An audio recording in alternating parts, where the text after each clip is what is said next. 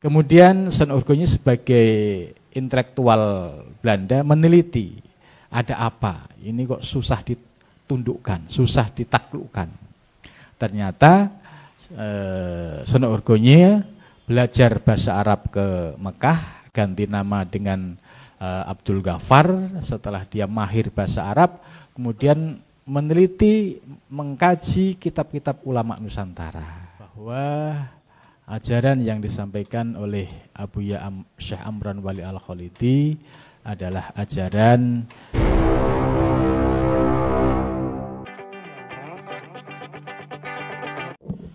Assalamualaikum warahmatullahi wabarakatuh. Alhamdulillahirabbil alamin wa bihi nasta'in ala umuri dunya waddin. Wassalatu wassalamu ala asyrafil anbiya wal mursalin wa ala alihi wa sahbihi ajmain, amma ba'du. Yang kita muliakan bersama guru kita Syekh Haji Amran Wali Al-Khalidi beserta rombongan yang telah hadir di Sumatera Utara ini, yang kami hormati Ketua Pengurus Wilayah Al-Wasliyah ya, beserta jajarannya yang telah mempersilahkan kami untuk bisa silaturahmi di kantor Al-Wasliyah ini. Tak lupa Bapak Ibu sekalian yang telah hadir pada acara silaturahmi di sore ini. Alhamdulillah wa syukurillah kami bisa hadir di kantor Al-Wasliyah ini. Sebenarnya nama Al-Wasliyah itu tidak asing bagi saya, tapi baru kali ini dapat kesempatan silaturahmi di kantor Al-Wasliyah. Tahun 2019 kami bersama Buya Yusnar Yusnar Yusuf. Tahun 2019 kami bersama Yusnar Yusuf sebagai Amirul Hajj mendampingi Amirul Hajj waktu itu Bapak Haji Lukman Saifuddin. Jadi selama kami bertugas mendampingi Pak Menteri, saya dengan Buya Yusnar ini ya selalu berdekatan. Saya mewakili dari organisasi Jam'iyah Ahlu Thariqah Al-Mu'tabaroh An-Nahdiyah, yaitu badan khusus yang membidangi thariqah Mu'tabaroh seluruh Indonesia yang menjadi badan otonom PBNU. Nah, kan, disitulah kami berkenalan dan berdekatan dengan Buya Yusnar selama sebagai Amirul Hajj tahun 2019. Selain itu kami dengan Buya Yusnar juga sudah saling mengenal karena beliau sebagai salah satu Dewan Pimpinan MUI. Kemudian pada periode yang lalu saya Wakil Sekretaris Komisi Pengkajian Penelitian, dan di periode ini saya menjadi Sekretaris Komisi Pengkajian Penelitian. Ya, alhamdulillah saya sudah banyak mendapatkan informasi bahwa Al-Wasliyah itu ya NU yang di Sumatera Utara gitu. Jadi artinya secara ubudiyah antara NU dan Al-Wasliyah itu tidak ada masalah, banyak persamaannya.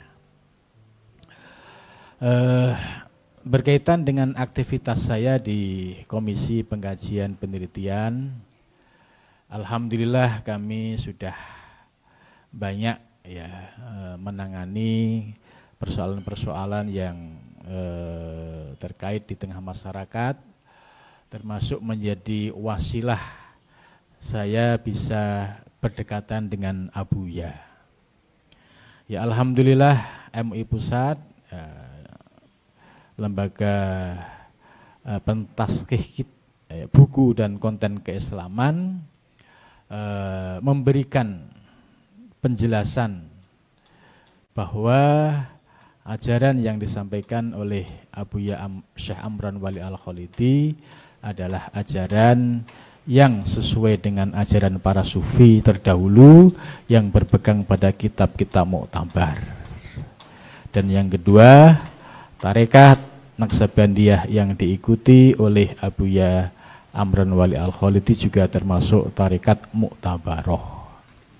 Jadi sejak itulah kami sering silaturahmi dan suan ke Labuan Haji dan melihat langsung ya praktek dan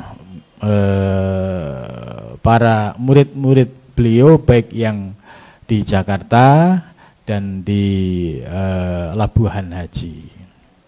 Alhamdulillah ya, melalui Mas Irfan dan juga Pak Wali Jakarta, kami sering diajak ke Labuan Haji untuk beberapa kegiatan, salah satunya ikut suluk di bulan Ramadan. Pada saat suluk ya, yang dilaksanakan di Pasulukan Abuya ya sebagaimana kegiatan suluk yang dilakukan oleh tarekat-tarekat Naqsabandiyah ya seluruh Indonesia.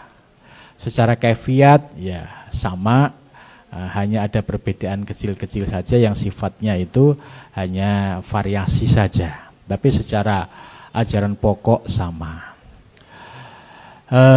Di abad 21 ini ya sudah banyak yang memprediksi bahwa kebangkitan tasawuf dan tarekat itu akan muncul. Ya, istilahnya era spiritualitas ya. Ini akan muncul ya di abad 21. Sebab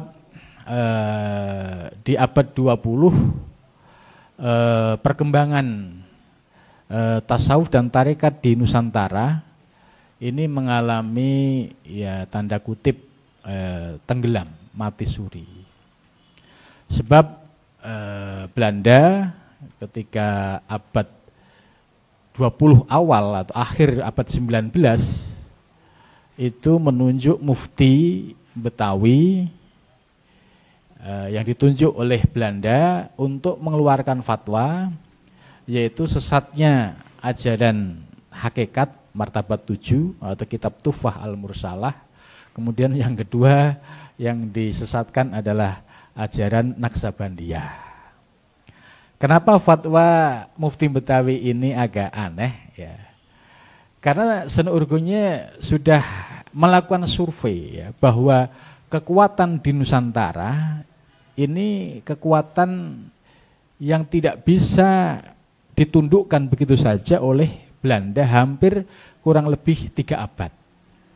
Kemudian Senurgonya sebagai intelektual Belanda meneliti ada apa, ini kok susah ditundukkan, susah ditaklukkan. Ternyata Senurgonya belajar bahasa Arab ke Mekah, ganti nama dengan Abdul Ghaffar. Setelah dia mahir bahasa Arab, kemudian meneliti, mengkaji kitab-kitab ulama Nusantara.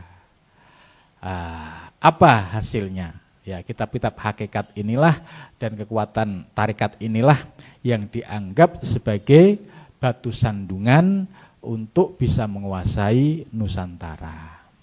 Strateginya Senurgonya tidak melakukan konfrontatif, karena konfrontatif ya selalu kalah. Karena orang-orang Nusantara ya kalau perang gerilya lebih menang dibandingkan Belanda. Senurgonya mengambil sebuah strategi, yaitu dengan mengangkat mufti Betawi tadi untuk memecah belah umat Islam, yaitu dengan cara mengeluarkan fatwa dalam kitab Manhajul Istiqomah ya. Itu akhirnya Belanda punya landasan untuk melakukan pelarangan ajaran-ajaran hakikat dan tasawuf ya, termasuk tarekat di seluruh wilayah Nusantara.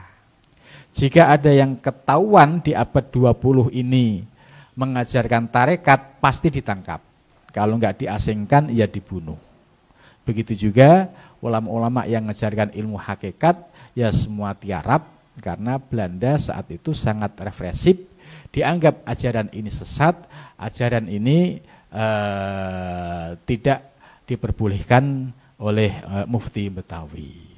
Jadi ini sebenarnya politik strategi Belanda bagaimana untuk meruntuhkan kekuatan tarekat dan kekuatan tasawuf. Ya. Setelah merdeka, alhamdulillah ya masuk di abad 21 ini, tanda-tanda kebangkitan ya tasawuf sudah mulai terasa. Ya, dari Aceh ya muncul cahaya, dari Labuan Haji ya beliau dengan gigih istiqomah selalu berdakwah tentang ketauhidan, kesufian kepada umat. Ya, beliau menyapa semua kalangan, ya, mulai dari nelayan, petani, kemudian pejabat, ya semua diayomi dengan sentuhan ilmu-ilmu tasawuf dan ilmu tarekat. Di Jawa juga muncul cahaya Habib Lutfi bin Yahya. Kemudian di timur, ya, di Makassar ada Syekh Abdurrahim Puang Maka. Nah, mudah-mudahan di abad 21 ini ya cahaya-cahaya spiritual atau cahaya-cahaya ilmu tasawuf dan tarekat bisa bangkit kembali dan bisa memperbaiki akhlak bangsa. Sebab salah satu cara untuk memperbaiki akhlak bangsa tidak hanya cukup dengan ilmu-ilmu zahir, tidak cukup hanya ilmu-ilmu fikih, tapi harus disentuh ilmu batiniahnya melalui kajian ilmu tasawuf dan ilmu tarekat.